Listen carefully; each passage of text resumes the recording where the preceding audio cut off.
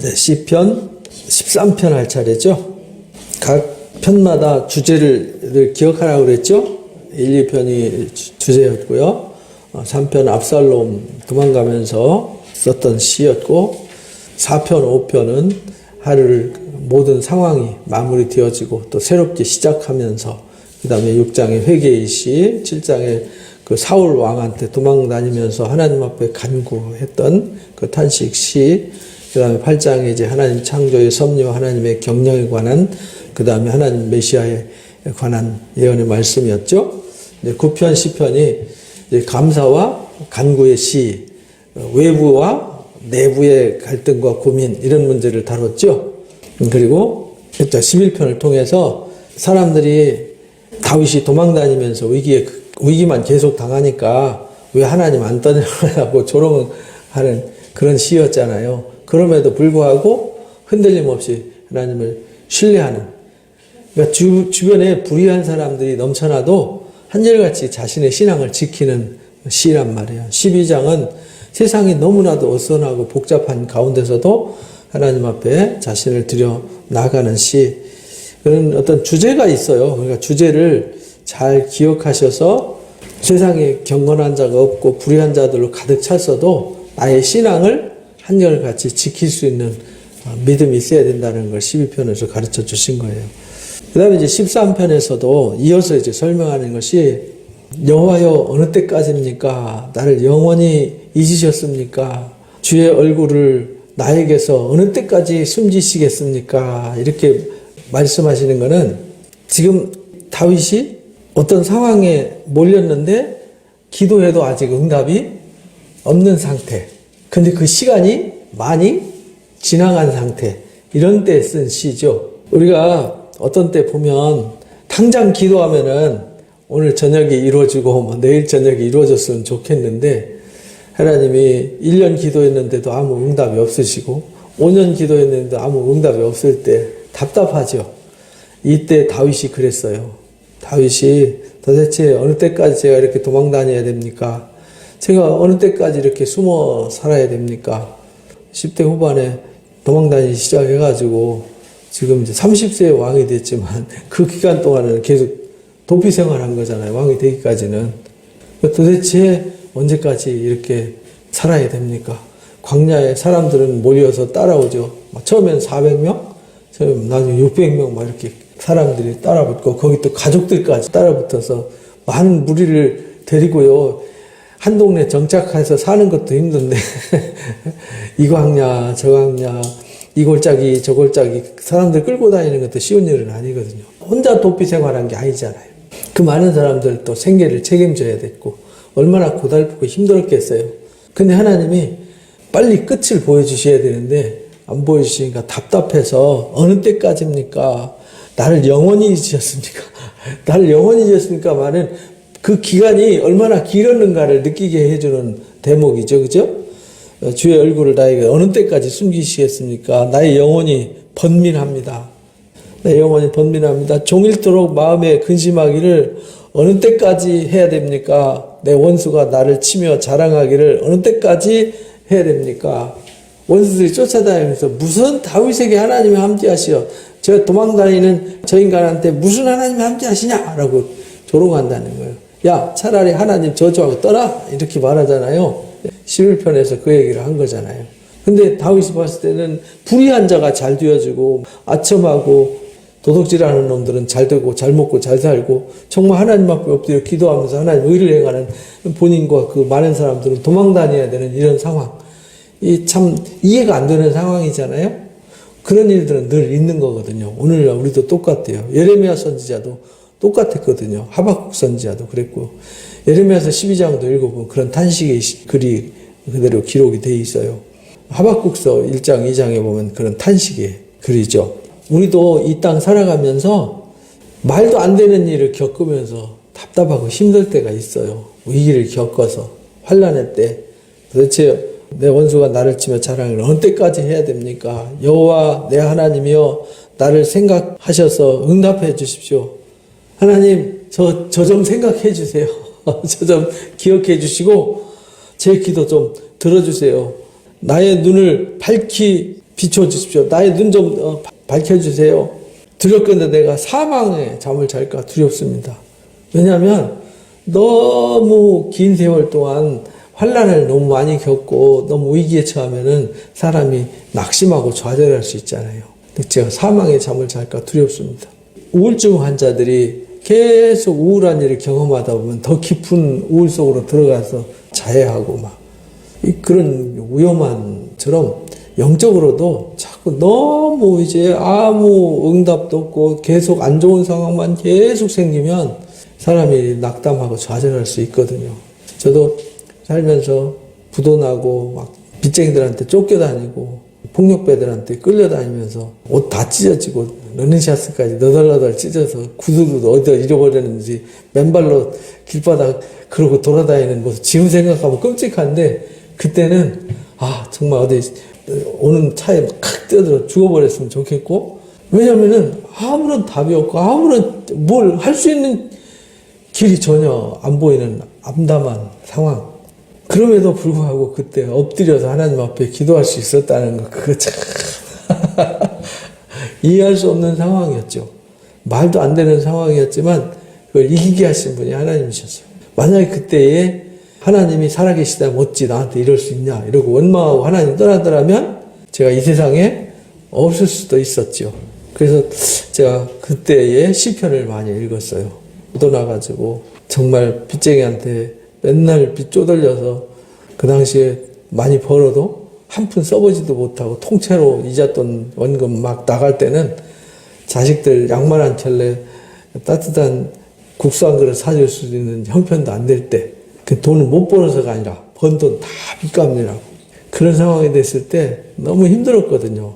근데 그 세월이 짧은 세월이 아니었어요.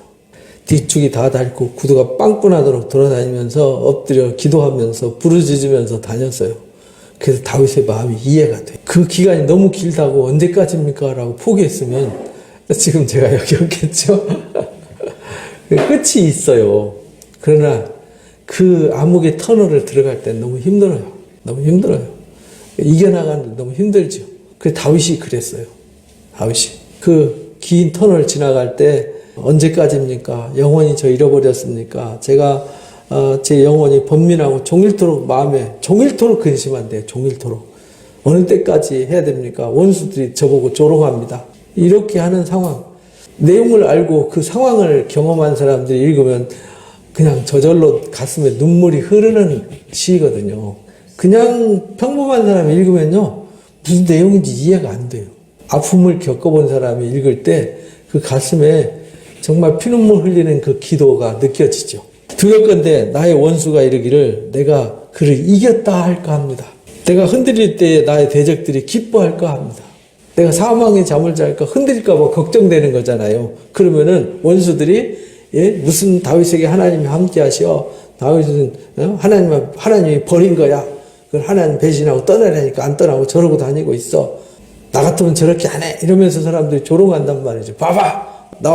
하나님이 나와 함께해서 내가 저들을 물리쳤잖아. 이러면서 이제, 왜냐하면 사울 왕도 결국은 하나님 이름으로 세워졌고 하나님 이름 쫓아가는 사람이었지만 하나님 뜻과 무관한 사람이었잖아요. 근데 그가 다윗을 죽이려고 쫓아다녔단 말이죠. 나는 오직 주의 사랑을 의지합니다. 나의 마음은 주의 구원을 기뻐합니다.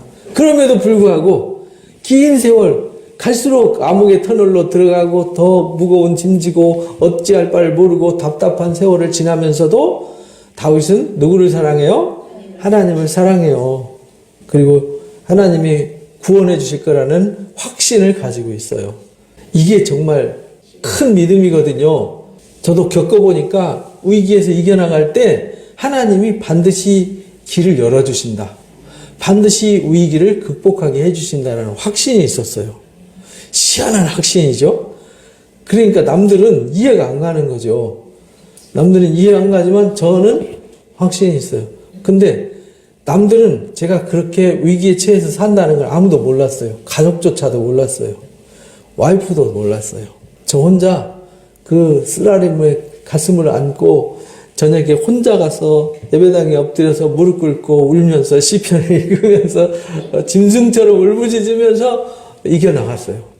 다윗이 하나님을 사랑했어요. 하나님 반드시 여기서 수렁에서 건져주실 거다 믿었어요. 그래서 다윗이 승리할 수 있었던 것입니다. 내가 여호와를 찬송하리니 이는 주께서 내게 은덕을 베푸심이로다. 앞에서는 1절과 1, 2절과 5, 6절은 너무나도 차이가 있죠. 그죠? 1, 2절에는 어느 때까지입니까? 나를 영원히 잊었습니까? 어느 때까지 숨기시겠습니까? 했는데 이제 5절, 6절에서는요. 내가 주를 사랑합니다. 나를 구원해 주실 것을 분명히 믿습니다. 구원을 기뻐합니다. 내가 그래서 하나님을 뭐해요? 찬송하겠습니다. 주께서 내게 은덕을 베푸시기 때문입니다. 은덕은 무슨 은덕? 지금 당장 고난과 환난의 역경 속에 정말 사면초가의 위기 속에 있는 상황인데 근데 다윗이 그곳에서 시편 23편을 썼단 말이에요. 사망의 음침한 골짜기에서 도저히 희망이 보이지 않는 그곳에서 하나님은 다윗을 푸른 초장과 실만한 물가로 인도해 주신다는 확신이 있었어요. 원수 앞에서도 상을 차려줌을 믿었어요. 실제 그렇게 되었어요. 그러니까 우리는요 항상 긍정의 믿음이죠. 오늘 지금 힘들지만 오늘을 즐기는 거죠. 오늘을 누리는 겁니다. 그렇잖아요. 어차피 세월 지나가고 어느 날 지나가면요 다 돼 있어요. 우리 인생이 그렇습니다. 다윗이 그랬어요. 그래서 위기가 2번 있었잖아요.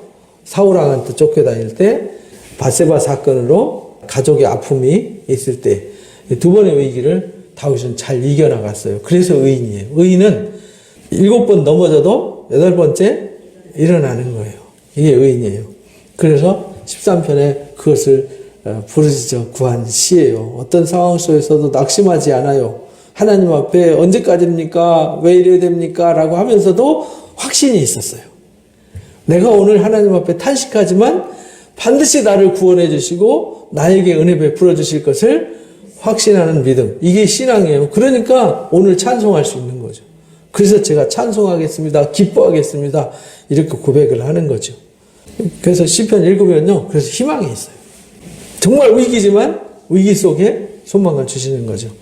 14편에 보니까 여기는 또 이제 하나님을 믿지 않는 사람들이 조롱을 하고 그런 사람들 속에서 나 자신의 신앙을 지켜가는 거거든요. 어리석은 자는 그 마음에 이르기를 하나님이 없다 한다. 누가 봐도 다윗에겐 하나님이 안 보였어요. 요셉이 팔려가고 감옥에 갇힐 때 누가 거기에 하나님이 함께한다고 하겠어요. 그런데 하나님은 요셉에게 함께하심이 보였더라 이렇게 말해요. 왜냐하면 요셉이 팔려가는 노예 생활 속에서도 소망을 놓지 않았어요. 하나님 주신 꿈을 놓지 않았어요. 감옥에 갇히잖아요. 아니 노예로 팔린 것도 지금 죽을 판인데 감옥까지 가는 거는 너무 심한 거잖아요. 근데 거기서도 하나님이 함께하심을 믿었어요. 말도 안 되는 상황이잖아요. 우리가 그래야 되는 거죠. 내가 어떤 상황에 처할 수 있어요. 그럼에도 불구하고 나는 하나님의 자녀예요. 하나님이 나를 부르시고 택하셨어요. 하나님이 나를 절대 포기하지 않아요. 그런 믿음이 있어야 되는 거예요. 그래서 내가 어떤 일을 어떤 상황을 겪더라도 그저 주님 바라보면서 주님을 즐거워하되 사람들이 하나님이 없다는 것을 오히려 책망하는 이런 삶을 살아야 되는 거죠. 그들은 부패하고 그 행실이 가증하니 선을 행하는 자가 없다. 그들은 부패하고 행실이 가증하고 선을 행하는 자가 없이 하나님 없다고 떠들어대지만 나한테는 하나님이 있다는 거죠. 하나님이 살아계신 거죠. 내 상황이 말도 안 되는 상황에 처해 있지만 그래도 하나님은 살아계세요. 내가 처한 상황과는 상관없이 하나님은 살아계세요. 여호와께서 하늘에서 인생을 뭐 하시죠? 굽어 살펴보세요. 지각이 있어서 하나님을 찾는 자가 있는가 살펴보니까 없어요. 하나님이 볼 때 세상에 정말 지각이 있어서 하나님 찾는 사람이 있는가? 하나도 없어요. 여기 이제 로마서 3장에 나오잖아요.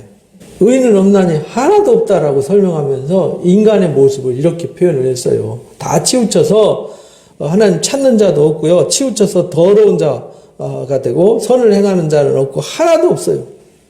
그래서 의인은 오직 믿음으로 말미암아 살리라 한 말씀을 가르쳐 주신 거예요. 그러니까 세상에요. 정말 하나님 찾는 사람이 없어요. 그럼에도 불구하고 나는 하나님을 찾아요. 하나님을 신뢰해요. 불신자들이 하나님 안 믿는 사람들이 마음에 이르기를 하나님이 없다라고 말하고 나를 향해서 저거 봐 하나님이 없잖아 라고 비웃어도 나한테는 하나님이 계세요. 그리고 하나님은 하늘에서 우리를 뭐하고 있냐면 구워 살피고 계세요. 근데 지각이 있어서 하나님 찾는 자가 있는가 살펴보는데 없어요. 그런데 찾는 자가 있으면 하나님이 그를 붙드시고 그를 사랑해 주시고 그에게 은혜를 베푸신다라는 거예요. 죄악을 행하는 자는 다 무지하냐? 그들이 떡 먹듯이 내 백성을 먹으면서 여호와를 부르지 아니하는도다. 하나님 백성들 떡 먹듯이 먹는다는 얘기는 하나님 백성들을 그렇게 이용해 먹고 자기 뜻대로 자기 목적을 위해서 쓰면서 하나님을 부르지도 않는다는 거예요. 죄악을 행하는 자들은 다 무지한 백성들이에요. 하나님이 없다고 말하는 것은 어리석고 무지한 거예요. 그래서 우리는 항상 다윗처럼 어떤 위기 상황 속에서 하나님은 나와 함께하신다. 내 길을 이미 예비하셨다. 비록 동굴 속에 숨어 있을지라도 거기서도 보호하심을 믿는다. 거기서도 건져주실 것을 믿는다. 그래서 사울이 사면 초과했을 때 블레셋 사람들이 뒤통수 치는 바람에 다 잡아놓고 어쩔 수 없이 도망가게 만드셨잖아요. 하나님이. 블레셋 아기스 왕한테 가가지고 사람들이 이 사람이 다윗 아니냐 골리앗 물리쳤던 다윗 너무나 유명하니까 잘 알잖아요. 미친 체하고 막 침 게을게을 흘리면서 미친 체하니까 아기스가 못 알아보고 왜 미친놈 데리고 와서 뻥치냐 이래가지고 내쫓아 버렸잖아요. 하나님이 그 위기 상황 속에서도 함께 하심을 믿었어요. 그 얘기가 그때 쓴 시가 34편이잖아요. 34편에 다윗이 아기스한테 잡혀가가지고 미친 체 하면서 쓴 시 그렇게 나와 있잖아요. 우리는요, 내 지금 상황 위기에 처한 이것만 생각하면 안 돼요. 우리는 어차피 이 세상 살아갈 때 하나님 나라가 아니기 때문에 사탄이가 지배하는 세상이기 때문에 짐승이 권세를 가지고 용이 권세를 가지고 역사하기 때문에 우리를 괴롭힐 수밖에 없어요. 오히려 악한 놈들이 더 잘 되고요. 불의한 놈들이 더 잘 되는 이런 사회를 우리가 살고 있지만 그래서 내가 만시창이가 되고 짓밟히고 있을지라도 하나님의 눈은 나에게 향하고 있다. 이거 잊어버리면 안 돼요. 반드시 하나님이 역전시켜 주신다. 반드시 나를 도와주시고 구원해 주실 것이다. 이런 확신을 가져야 사탄이가 떠나는 거예요. 그렇잖아요. 예수님을 시험할 때 시험하다 안 되니까 사탄은 떠나버리고 천사들이 와서 수종 들었더라. 이렇게 말씀하시는 거예요. 욥이 그랬잖아요. 말도 안 되고 다 잃어버렸잖아요. 재산 다 잃어버리고 자식 다 잃어버리고 건강 다 잃어버리고 그래서 하나님 원망하고 나 의로운 욥을 왜 하나님이 괴롭히십니까? 나 같은 거 괴롭혀가지고 하나님 얻는 게 뭐가 있다고 저 같은 사람을 괴롭히니까 하면서 막 항변하죠. 얼마나 아프고 힘들었으면 그죠? 그렇게 부르짖으면서도 자기 의로움을 포기하지 않고 하나님을 포기하지 않잖아요. 그죠? 그래서 나중에 말씀을 듣고 깨달아서 회개하고 다시 회복되는 역사가 욥기 이야기인데 우리 삶이 그럴 수 있어요. 어려움을 겪을 수 있어요. 그러나 절대로 우리 하나님을 떠나면 안 돼요. 하나님 잡은 손을 놓지만 않으면 돼요. 그러나 거기에서 그들은 두려워하였으니 하나님이 의인의 세대에 계시기 때문이다. 이런 확신이 있는 거죠. 앞에 1절에서 4절까지 보면 정말 하나님이 없다 하는 사람들은 불을 행하면서 선을 행하는 사람 하나도 없이 하나님 봤을 때도 의인이라는 건 찾아볼 수가 없었잖아요. 예레미야 5장 말씀처럼 예루살렘을 한번 순행해봐라. 예루살렘을 한 바퀴 빙 돌아봐라. 내가 거기서 의인 한 사람만 찾으면 이 성을 사하겠노라. 이렇게 말씀하셨잖아요. 근데 의인 한 사람이 없던 시대가 있었어요. 오늘날도 의인이 흔하지 않은 시대를 우리가 살고 있지 않습니까? 근데 그들은 두려워하고 두려워하였더라. 왜냐하면 하나님이 없다 하고 불의를 행하고 악을 행하고 다 치우쳐서 어두운 길로 가지만 그들은 항상 불안한 거예요. 강도들, 도둑놈들이요. 큰 소리 치면서 사는 것 같지만 항상 불안해요. 잠 못 자요. 어떤 놈이 와서 뒤에다 칼 꽂을지 모르고요. 어떤 놈이 배신하고 돌아설지 모르니까 항상 잠 못 자는 거예요. 정치인들도 똑같잖아요. 그래서 그런 사람들은 겉에서는 허세 부리지만 속으로는 하나님을 두려워해요. 그러나 의인은 하나님이 함께 계심을 믿기 때문에 하나님도 의인의 편에 서 계시는 거예요. 너희가 가난한 자의 계획을 부끄럽게 하지만 오직 여호와는 그 피난처가 되시는도다. 가난한 자 쫓겨다니면서 막 남들 볼 때는 말 그대로 거린 생활이잖아요. 그죠? 거린 수준. 정처 없이 언제까지 돌아다녀야 될지 모르는 다윗의 모습을 봤을 때, 남들을 봤을 때는 말도 안 되는 상황이죠. 그래서 쫓아다니는 사람들은 그들이 부끄럽게 하지만 하나님은 그의 피난처가 되어주신다. 그래서 우리 피난처는 하나님 계시니까 저는 항상 그렇게 살아왔어요. 어려움 속에서도 하나님이 내 안에 있고 내가 하나님 안에 있으면은 뭐 지금 내가 좀 뭐 없을 수도 있고 뭐 길바닥에서 잔들 뭐 따뜻한 칸막이 했는데 자는 거나 그렇잖아요. 이게 사실은 집이라는 게 칸막이 해놓은 거 아닙니까? 하늘을 이불로 삼고 땅바닥을 담요로 삼아서 잔들 뭔 상관이 있겠어요. 그죠? 제가 노숙 생활하면서 그런 생각이 들었어요. 놀이터 벤치에서요 신문지 깔고 신문지 따뜻해요. 신문지를 가슴에다가 이렇게 품고요 잠바 딱 입고 이렇게 자면요 따뜻합니다. 그래서 저기 노숙자들이 그 비밀을 알아가지고 신문지를 가지고 다니는 거예요. 여러분들 자면서 하늘 별 보고 자신 적 있어요? 근데 저는 그런 경험이 있어요. 아, 다윗이 이런 마음이었겠구나. 광야에서 집도 없이 돌아다니면서 거기서 자면서 그래서 하나님을 찬양하고 하나님 말씀을 찬양하고 시편 19편 보면 하나님 우주를 하나님 만드신 만물 창조 세계를 찬양하면서 또 하나님 말씀을 찬양하는 시가 시편 19편이잖아요. 그 어떤 상황 속에서도 하나님은 내 편이다. 나는 하나님이 피할 바위요 산성 요새 되시니까 실망할 필요 없다. 그러니까 에너지가 생기잖아요. 그래서 어디를 가든지 에너지 있게 살아가니까 하는 일이 형통할 수밖에. 하나님이 도우시니까. 그래서 길이 열려지는 거예요. 실망하고 좌절하면요 도와주실 수가 없어요. 그래서 여호와를 앙망하는 자에게 새 힘을 주신다 그렇게 말씀하신 거예요. 우리가 하나님을 간절히 찾고 의지하고 확신으로 나갈 때 하나님 우리를 강한 팔로 붙들어 주시고 의의 길로 인도해 주시는 것입니다. 이스라엘의 구원이 시온에서 나오기를 원하는도다. 이스라엘 구원이 어디서 나오냐면 시온. 시온이 이제 하나님이 언약궤를 갖다 놓은 곳이잖아요. 하나님이 계신 곳, 하나님이 좌정하신 곳, 거기가 시온이에요. 여호와께서 그의 백성을 포로된 곳에 돌이키실 때에 야곱이 즐거워하고 이스라엘이 기뻐하리로다. 그러니까 어떤 위기 속에서도 하나님은 함께하셔서 어떤 포로와 어떤 위기 속에서도 돌이키시고 돌아오게 하시고 세워주시고 회복되게 하시는 하나님이라는 거예요. 그래서 그런 하나님을 가지고 우리는 항상 모든 걸 다 잃어버려도 눈에 힘이 들어가 있고요. 어깨에 힘이 들어가 있어요. 큰 소리 빵빵 쳐야 돼요. 왜냐? 내 아버지가 하나님이니까. 그런 믿음이 있어야 돼요. 그런 걸 경험을 통해서요. 경험해보면 더 강해져요. 한 번도 안 경험해보면 진짜 그럴 수 있을까? 이러잖아요. 근데 많이 겪어보면 당연해져요, 이제. 어차피 하나님 함께 하시고, 어차피 내가 이길 건데, 뭐, 이런 믿음 있잖아요.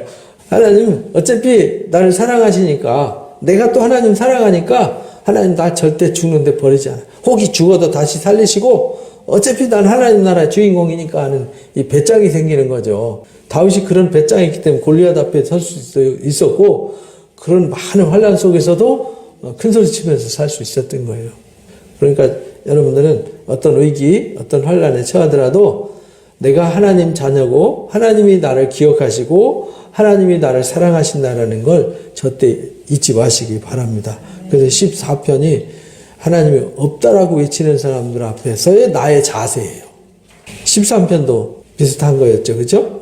정말 희망이 없는 절망의 상황 속에서도 하나님을 찬양하고 하나님 기뻐하는 자세. 13장. 14장에서는 모든 사람들이 하나님 없다고 비웃고 조롱하고 악이 횡행하더라도 하나님은 의인의 편에 서 있다는 걸 기억하라는 거예요. 하나님은 나를 거기서도 건지시고 구원하신다라는 확신을 갖는 것. 이것이 시편 14편에서 우리에게 가르쳐주는 말씀입니다. 그리고 이제 시편 15편 유명한 시죠. 주의 장막에 거할 자격이 있는 사람. 주의 장막에 거한다는 얘기는 하나님과 동행할 수 있는 사람의 자격에 대해서 말하는 거예요. 주의 장막이 어디냐면 성막을 말하는 거잖아요. 하나님이 그들을 만나주시고 함께하는 곳, 성막, 성전, 그것이 예수님이 이제 성전이 되셨잖아요. 주님과 함께 거할 수 있는 자, 주님 안에 머무르고 주님이 그 사람 안에 거할 수 있는 자격, 어떤 자격이 있느냐? 여호와여 주의 장막에 머무를 자 누구며 주의 성산에 사는 자 누굽니까? 누가 거기에 살 수 있고 누가 거기 머무를 자격이 있습니까? 라고 하는데 거기에 이제 자격을 이렇게 설명을 합니다. 첫 번째, 정직하게 행하는 자. 두 번째, 공의를 실천하는 자. 세 번째, 그 마음에 뭘 말해요? 진실을 말하는 자. 그 다음에 그 혀로 남을 허물하지 않는 자. 또 그 이웃에게 악을 행하지 않는 자. 이웃을 비방하지 않는 자. 그 눈은 망령된 자를 멸시하는 자. 이렇게 하나님을 두려워하는 자. 하나님과 동행하고 하나님과 함께 할 수 있는 자격이 있는 사람이 되려면은 이래야 된다라는 걸 가르치는 시예요. 이 말은 다윗이 본인이 그랬다는 거죠. 본인은 정직했어요. 공의를 실천했어요. 마음이 진실했어요. 혀로 남을 허물하지 않았어요. 그 시므이가 쫓아오면서 막 티끌을 날리면서 저주를 해도 놔둬라. 하나님이 내 지어져 가지고 나한테 이렇게 매를 때리는데 하나님이 저 사람 통해서 나한테 야단치시는 거야 라고 받아들이잖아요. 안 그랬으면은 야 저놈 잡아 해가지고 요압이 죽이려고 그랬잖아요. 그죠? 이제 우리가 18편에서도 이제 배우게 되는데 그것이 이제 사무엘하 22장 얘기라 그랬죠. 승전시.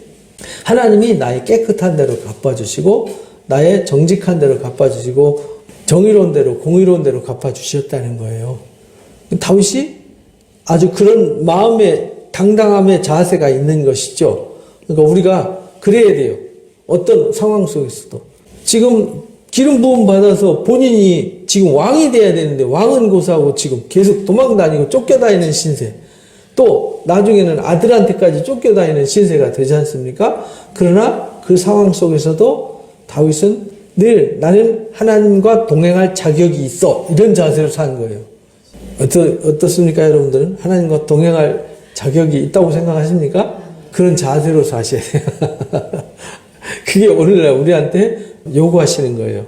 그러니까 주일날 우리가 마음을 지키자고 그랬잖아요. 마음을 지켜야 되는 이유가 마음이 어디냐면 이 마음이 주님이 거하는 보좌란 말이에요. 주님의 보좌. 내 마음의 보좌에 내가 앉으면 안 되고 누가 앉아야 돼요? 주님이 앉으셔야 돼요. 이 마음의 집이 거룩하고 깨끗해야 되는 거죠. 그래서 마음이 청결한 자가 누굴 보죠? 하나님을 볼 것이요 라고 산상설교에서 가르쳐 주셨잖아요. 그래서 하나님과 동행하는 자, 하나님과 함께 할 수 있는 자는 정직해야 된다. 공의를 실천해야 된다. 마음이 진실해야 된다. 그 다음에 남을 비방하지 않아야 된다. 이웃에게 악을 행하지 않아야 된다. 이웃을 비방하지 않아야 된다. 망령된 자를 멸시해야 된다. 그리고 여호와를 두려워하는 자들을 존대해야 된다.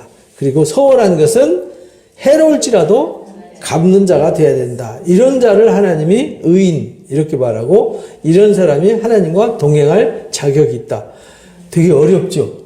저는 처음에 이거 읽으면서 그랬어요. 야, 난 하나님과 동행할 자격이 없네. 보니까 이렇게 제가 못 살고 있더라고요. 근데 왜 그럴까 보니까 제가 제 마음에 안 좋은 게 있었어요. 근데 안 좋은 게 있는 게 좋은 건가요? 나쁜 건가요? 나쁜 거잖아요. 근데 나쁜 거 있는 걸 너무나도 당연히 받아들이고 당연화하고 당연히 하나님 기뻐하시는 것이 있어야 된다는 생각을 어렵게 받아들였어요. 이게 상당히 문제가 있는 거잖아요. 그죠? 원래 이렇게 해야 되는 거거든요. 당연히. 이건 당연한 거예요. 내가 남을 미워하고 정직하지 않고 공의를 실천하지 않고 마음이 진실하지 않은 거는 이게 악한 거잖아요. 근데 내가 악한 것을 쫓아가는 거는 나를 내가 괴롭히는 거잖아요. 나를 어디로 끌고 가는 거냐면 나 스스로 사망의 늪으로 끌고 가는 건데 그거는 난 할 수 있는데 저건 못하겠다. 이렇게 하고 있더라고요. 황당하지 않습니까? 너무나도 황당하죠. 그죠? 당연히 정직해야 되고 당연히 공의를 실천해야 되고 당연히 진실해야 되고 당연히 남을 허물을 비방하지 않아야 되고요. 이웃에게 악을 행하지 말아야 되고요. 망령된 자를 멸시해야 되고요. 하나님을 두려워하는 자들을 존대해야 되고요. 마음에 소원한 것을 지켜야 돼요. 그리고 거기다가 또 이자를 받으려고 돈을 구워주지도 않아야 돼요. 남을 이용하지도 않는다는 얘기죠. 뇌물도 안 받아요. 무죄한 자를 해하지도 않아요. 이런 일을 행하는 자는 뭐하지 않아요? 영원히 흔들리지 않는다. 그러니까 우리가요, 주의 장막에 거하는 자들은 영원히 흔들리지 않는다. 이런 말이죠. 그러려면 이런 자격이 있어야 된다. 근데 이거를 즐겁게 당연한 듯이 받아들이는 이 마음의 자세가 있어야 되는데, 야, 어렵다. 누가 그렇게 살 수 있냐? 그렇게 살 수 있는 사람 누가 있냐? 이렇게 한다는 얘기는, 야, 누가 하나님 나라 갈 사람 누가 있냐? 다 지옥 가야지. 우리 같이 지옥 가자. 이 얘기잖아요. 말이 안 되는 얘기인데 우리가 말이 안 되는 삶을 살고 있더라고요. 그렇지 않나요? 이건 너무나도 당연한 일이잖아요. 이 당연한 것을 내가 행하지 못하는 것을 가슴을 쳐야 되잖아요. 그래서 애통하는 자가 복이 있나니 그가 위로를 받을 것이요. 이렇게 말씀하신 거예요. 그리고 우리는 이렇게 되는 것을 당연하게 여기고 이렇게 되지 않는 나를 애통하면서 내 마음 가지고 뭐라 그랬어요? 찢고 기경해야 된다고 주일날 말씀을 들었잖아요. 그렇죠? 그런 자세로 살아가면 누구든지 주의 장막에 거할 자격이 있다. 그런 사람들은 영원히 흔들리지 않는다. 흔들리는 이유는 하나님의 거룩한 장막에 거할 자격을 갖추지 못했기 때문이다. 근데 이거를 우리 신약성경에서는 신의 성품에 참여하는 자, 베드로후서 1장에 그렇게 가르쳐 주셨죠. 신의 성품에 참여하는 자, 이런 사람들은 하나님 나라에 넉넉히 당연하게 들어갈 수 있음을 가르쳐 주셨어요. 그래서 우리가 기도하는 이유는요, 이것 때문에 기도하는 거예요. 하나님 아버지, 제가 다윗처럼 정직하고 공의를 실천하고 마음에 진실하게 해주십시오. 이 혀가 저주하는 데 쓰지 말고 축복하는 데 쓰게 해주십시오. 이웃에게 이 손이 발이 악을 행하는 데 쓰지 않고 이웃을 돕는 데 쓰게 해주십시오. 이 눈길이 악을 향하지 않고 하나님의 선한 역사에 향하도록 해주십시오. 이 마음이 오직 하나님을 바라보고 정말 가난한 자들, 고통받는 이들에게 마음을 쓰는 자가 되게 해주십시오. 그 우리 기도 제목 아닙니까? 그게 진리죠. 진리가 들어있는 사람들이 진리지. 진리를 말로만 진리의 사람 외치면서 진리가 없는 삶을 살면 그게 무슨 진리의 사람입니까? 내 이득을 얻기 위해서 남을 이용하지 않고 뇌물 받지 않고 무지한 자를 해하지 않는 자 되게 해주십시오. 그래서 예수님이 이것을 간단하게 정리해 줬죠. 하나님을 제일로 사랑하고 내 이웃을 내 몸과 같이 사랑하라. 그럼 이거 다 지키는 거야. 이렇게 말씀하셨어요. 내 이웃이 누구냐를 설명하죠. 누가복음 10장에 보면 이 여리고로 내려가다 강도 만난 사람의 이웃, 그게 누구였죠? 사마리아 사람. 오히려 제사장과 레위인들은 다 그를 버리고 갔는데 사마리아 사람, 부정하다고 터부시하는 그 사마리아 사람은 그 사람을 돌보아줬고 그 사람을 숙소에다가 여관에다 갔다가 재우면서 여관비까지 주면서 이 사람 고쳐주시오. 나중에 여비가 모자라면 제가 돌아올 때 주겠소. 그러니까 이 사람 잘 돌봐주시오. 라고 부탁한 그가 강도 만난 사람이 이웃이 아니냐. 예수님이 그렇게 가르쳐 주셨잖아요. 우리가 그런 강도 만난 사람이 이웃이 돼야 된다는 거죠. 그런 사람이 돼야지 남의 거 빼들고 남을 이용하고 그러면 하나님 앞에 설 자격이 이것을 15편 가르치셨어요. 이 15편은 다 외우셔야 돼요. 시편 23편 외우듯이, 시편 1편 외우듯이. 이거 외우는 건 어렵지 않죠, 그죠? 외우셔야 돼요. 그래서 기도할 때 그렇게 기도하셔야 돼요. 하나님, 저는 주님과 함께 동행할 수 있는 자격을 갖춘 주님의 성품을 닮은 자가 되게 해주십시오. 정직하게 행하고 공의를 실천하고 마음의 진실을 말하고 혀로 남을 헐뜯지 아니하고 이웃에게 악을 행하지 않고 이웃을 비방하지 않고 오히려 망령된 자를 멸시하고 하나님을 두려워하는 자를 정말 존경하고 사랑하고 마음에 소원한 것은 무엇이든지 지키는 자가 되게 해주십시오. 남에게 해를 끼치지 않고 남에게 유익을 주고 도움이 주는 사람이 되게 해주십시오. 그래서 영원히 흔들리지 않는 믿음의 반석 위에 서게 해주십시오. 그래서 예수님이 이 말씀을 지키는 자가 반석 위에 집을 지은 지혜로운 사람과 같다. 이렇게 말씀하셨잖아요. 이런 멋있는 사람 되시기를 바랍니다. 그 다음에 16편 보니까 하나님이여 나를 지켜주소서 내가 주께 피하나이다. 이게 다윗의 금언시라고 그래요. 다윗이 하나님 앞에 기도하는 금언시인데요. 내가 여호와께 아뢰되 주는 나의 주시오니 주밖에는 나의 복이 없다 하였나이다. 다윗에게는요. 다윗이 항상 지켜주시기를 기도하고 주께 피해요. 그러면은 하나님은 항상 다윗을 도와주세요. 그리고 다윗에게 복을 주세요. 그래서 주께 피하는 자는 복이 있음을 증명해요. 땅에 있는 성도들은 존귀하니 나는 모든 즐거움이 그들에게 있도다. 그러니까 땅에 있는 성도들, 하나님이 택하신 거룩한 무리들은 존귀하다, 영광스럽다 이 말이에요. 영광스러운 존재입니다. 모든 즐거움이 그들에게 있습니다. 왜? 그들은 하나님을 의지하고 하나님께 피하니까. 하나님께 피하면 하나님이 그들을 도와주시고 구원해 주실 거니까. 근데 다른 신에게 예물을 드리는 자는 괴로움이 더할 거다. 나는 그들이 드리는 피의 전제에 드리지 않고 입술로 그 이름도 부르지 않는다. 우상 숭배자들은 결국은 고통을 더하겠지만 나는 절대 그들과 함께 그런 부정한 제사나 부정한 일에 참여하지 않고 입술로 아직 말도 꺼내지 않고 오직 주님만 바라보고 주께만 피하고 그래서 성도는 존귀하다 이렇게 선언을 한 거예요. 여호와는 나의 산업과 나의 잔의 소득이시다. 나의 분깃을 지키시는 분이다. 이런 확신이 있어야 된다는 거죠. 다윗은 늘 하나님께 피했어요. 하나님께 기도했어요. 그리고 다윗은 항상 자신이 존귀한 자였어요. 하나님이 사랑할 수밖에 없는 존귀한 자였고 스스로 그렇게 사는 것이 즐거움이었어요. 그래서 다윗은 하나님을 찾기 때문에 항상 복이 있었어요. 그래서 다윗의 산업, 다윗의 모든 것은 하나님이 모든 것이었어요. 다 잃어버려도 하나님 잃어버리면 영원히 모든 걸 다 잃어버리지만 세상의 모든 걸 다 잃어버려도 하나님을 소유하면 모든 걸 다 소유하는 거잖아요. 내가 줄로 재어준 구역은 아름다운 곳에 있으며 하나님이 우리에게 줄로 재어서 우리한테 기업을 주신다는 거예요. 톨스토이가 사람은 무엇으로 사는가 거기 단편 소설에 보면은 다 그런 거잖아요. 우리가 볼 때 말도 안 되는 얘기인데 그 속에 하나님의 간섭하심과 섭리가 담겨져 있음을 설명하거든요. 하나님은 각자 저 사람 전쟁터에 나가서 엄마가 죽었는데 그 눈더미 속에서 혼자 살아남은 저 애는 어떻게 살지? 했는데 어떤 사람이 데려다가 더 이쁘게 키우잖아요. 그죠? 하나님이 다 산자에게는 길을 열어주세요. 그러니까 하나님이 우리 이 땅에 태어나게 할 때 이미 줄로 재가지고 우리가 살 분깃을 주었다는 거예요. 나의 기업이 실로 아름답다. 그러니까 하나님이 줄로 재서 나한테 준 거, 그 기업을 감사함으로 받아들이고 그 기업을 소중하게 여기고 그 가치를 잘 활용하는 거예요.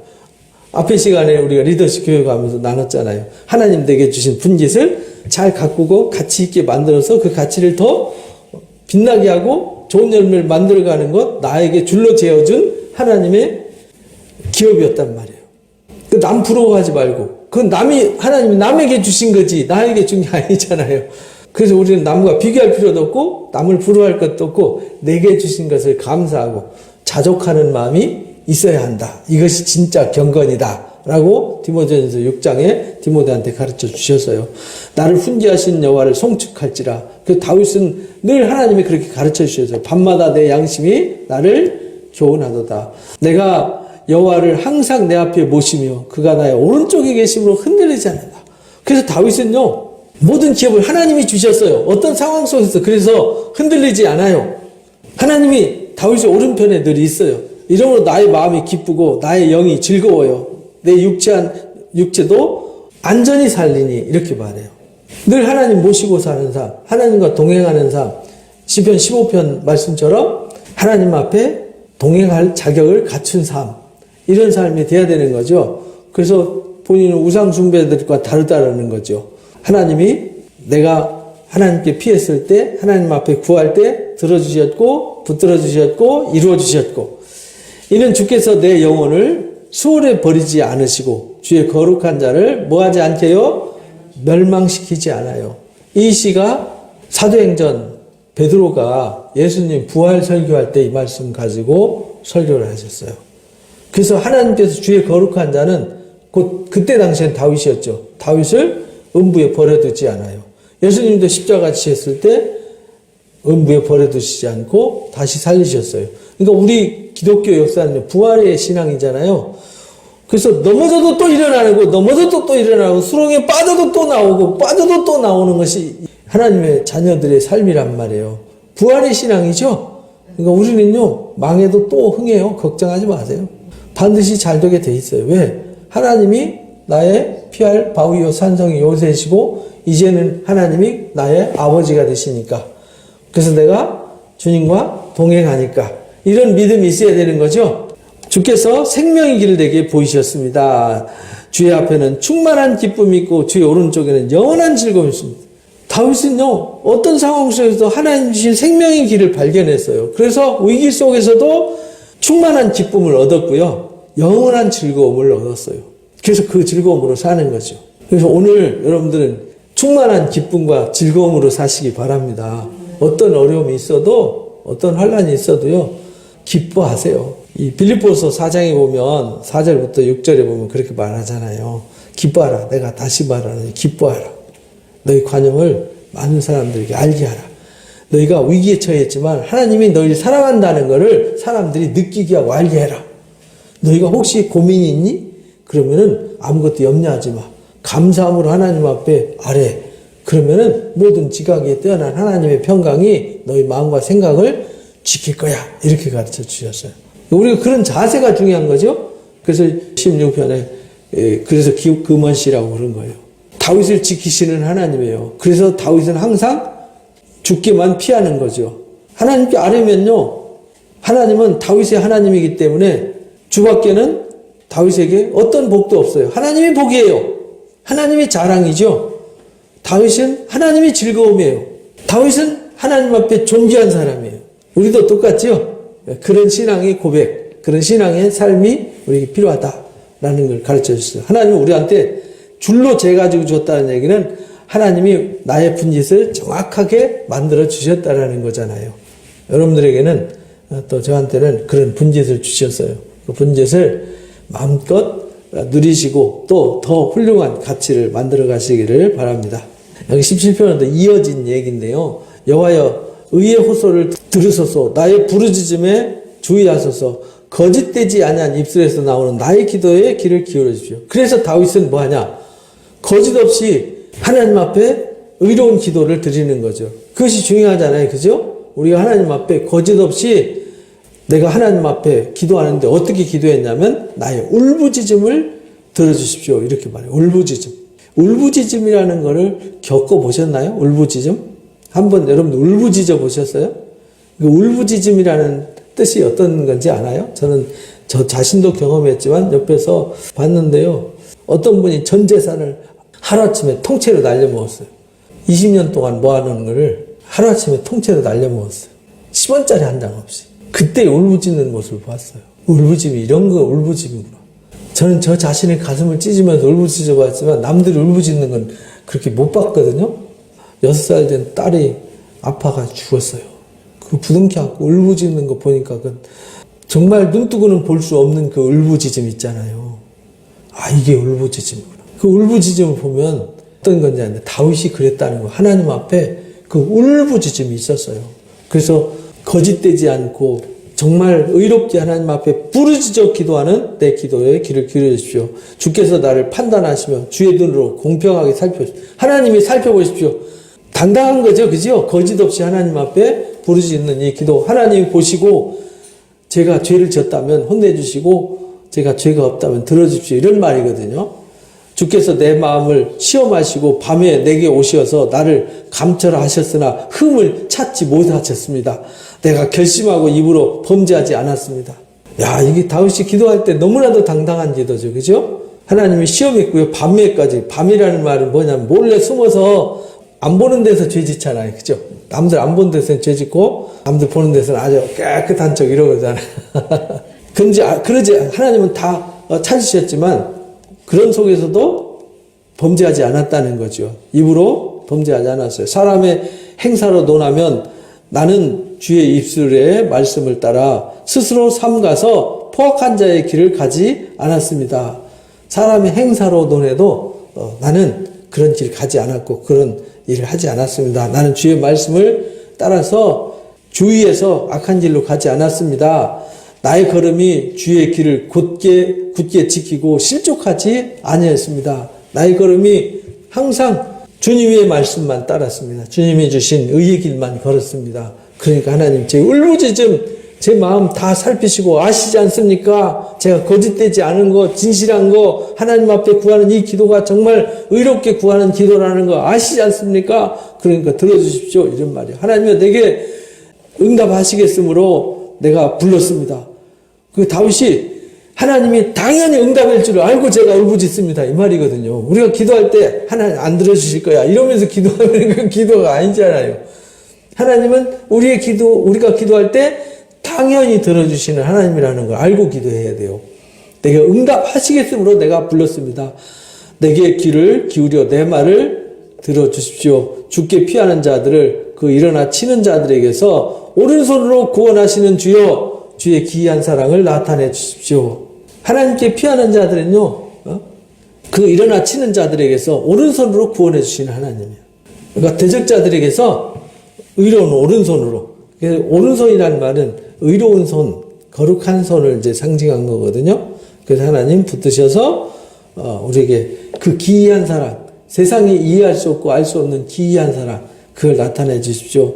나를 눈동자같이 지키시고 주의 날개 그늘 아래 감춰 주십시오. 눈동자같이 사랑한다는 말은 여러분들 먼지 하나만 들어가도 눈동자가 얼마나 아픈지 아시죠?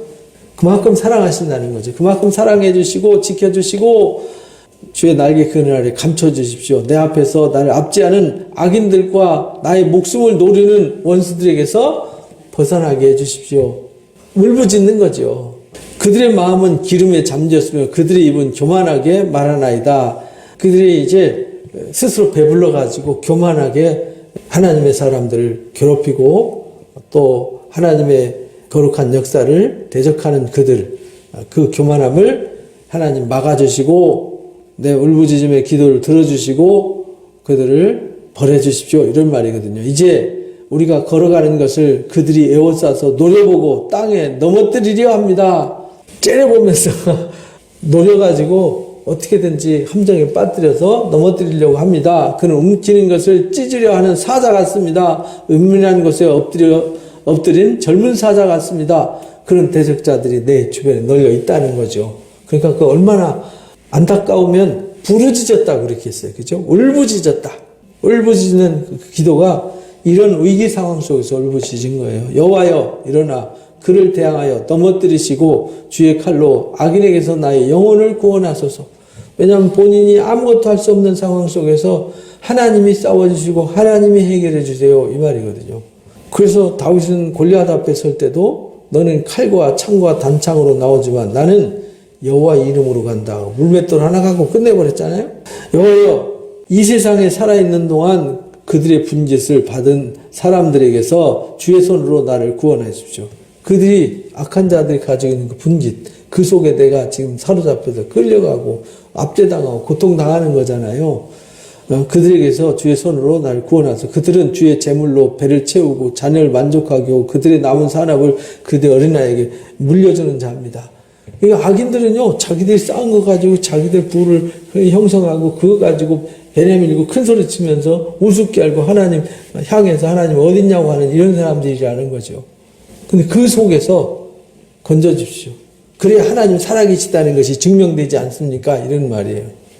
나는 의로운 중에 주의 얼굴을 배우리니 깰 때에 주의 형상으로 만족하리이다. 그래서 나는 의로운 중에 흔들리지 않고 하나님 앞에 울부짖으며 주님만을 바라보며 나아갑니다. 하나님께만 피합니다. 내 울부짖음의 기도를 들어주십시오. 이렇게 부탁을 하는 것이죠. 그러니까 우리가 이 다윗의 기도를 상세히 이렇게 읽어보면 이게 찬송이면서 간구이면서 탄식 시잖아요. 그러니까 하나님 앞에 내가 어떻게 기도해야 될까? 어떤 자세로 기도해야 될까? 이걸 이제 가르쳐 주는 거죠. 우리가 기도할 때 하나님 요거 요렇게 해주시고 저렇게 해주시고 이게 아니라 다윗은 항상 근거가 있어요. 그죠? 하나님이 어떤 분인지에 대한 고백이 있고 그 다음에 내가 어떤 상태인지를 고백하고 그리고 하나님 앞에 무엇을 기도하고 무엇을 기대하는지 하나님이 어떤 하나님으로 어떤 결과를 줄지 알고 기도하는 거잖아요.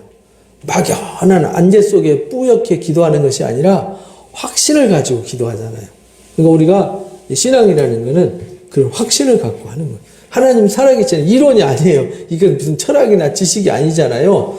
하나님 살아계셔서 실제 우리 삶을 주관하는 역사임을 믿고 기도해야 되는 거죠.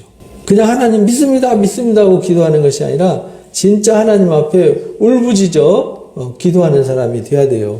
그 울부짖어 기도할 때 하나님이 그 울부짖음을 들으시는 하나님이잖아요. 그죠? 그런 하나님 앞에 이 시간 3분 정도 기도하고 마치도록 하겠습니다. 감사합니다, 하나님 아버지. 시편의 말씀을 통해서 우리가 깨닫는 것은 어떤 위기, 어떤 환난, 어떤 역경 속에서도 한결같이 하나님 편에 서서 하나님께 피하고 의지하는 다윗의 마음을 우리에게 주셨습니다. 하나님 아버지, 우리가 이 땅 살아가면서 이런 일 저런 일 겪을 수밖에 없고 때로는 말도 안 되는 불의하고 악한 일들을 겪을 수밖에 없습니다. 그런 상황 속에서도 우리가 다윗처럼 전심으로 하나님께 피하고 하나님을 의지하는 자가 되게 하여 주옵소서. 하나님은 절대로 우리를 외면하지 않으시고 우리를 의로운 대로, 우리를 거룩한 대로, 우리의 온전한 대로 하나님 갚아주시는 하나님이심을 믿습니다. 하나님 아버지여, 내 뜻대로 마옵시고 아버지의 뜻대로 하시옵소서라고 기도했던 우리 주님의 기도를 기억합니다. 십자가의 고난 앞에서, 환난 앞에서 하나님 앞에 부르짖던 그 기도를 우리가 가슴에 품고 다윗의 마음으로 우리가 또 하나님 앞에 엎드려 기도하는 자들 되게 해주시기를 원합니다. 세상이 우리를 비웃고 조롱할지라도 하나님의 역사는 천지가 없어진다 할지라도 그 예정하시고 약속하신 것 반드시 이루시는 하나님임을 우리가 분명히 믿사오니 하나님 아버지여, 우리의 마음과 생각과 뜻을 다시 한번 감찰하시고 붙들어 주셔서 오직 믿음으로 오직 은혜로 승리하는 자가 되게 해주시기를 간절히 기도합니다. 우리가 주님과 동행할 수 있는 자격 있는 자가 되어야 되겠습니다. 우리가 정직하고 정의롭고 공의롭고 하나님, 우리가 악을 쫓지 아니하고 하나님의 선한 뜻을 쫓고 하나님의 의를 행하는 자가 될 수 있도록 도와주시고 간섭해 주시기를 간절히 기도합니다. 하나님은 우리를 위해서 일하시고 우리 때문에 일하시는 하나님이심을 우리가 믿사오니 하나님 마음에 합당한 자가 될 수 있도록 우리를 성령으로 일깨우시고 인도해 주옵소서. 하나님 아버지, 다윗처럼 어떤 상황 속에서도 의로움을 포기하지 않고 하나님 함께 하시는 확신을 가지고 하나님 앞에 울부짖어 기도하는 자가 되게 해 주옵소서. 그때마다 하나님 도우시고 간섭하셔서 의로운 길을 걷는 자가 될 수 있도록 성령으로 일깨우시고 인도하시고 간섭하여 주옵소서. 함께해 주심을 감사합니다. 영광 받아 주옵소서. 예수님의 이름으로 기도합니다.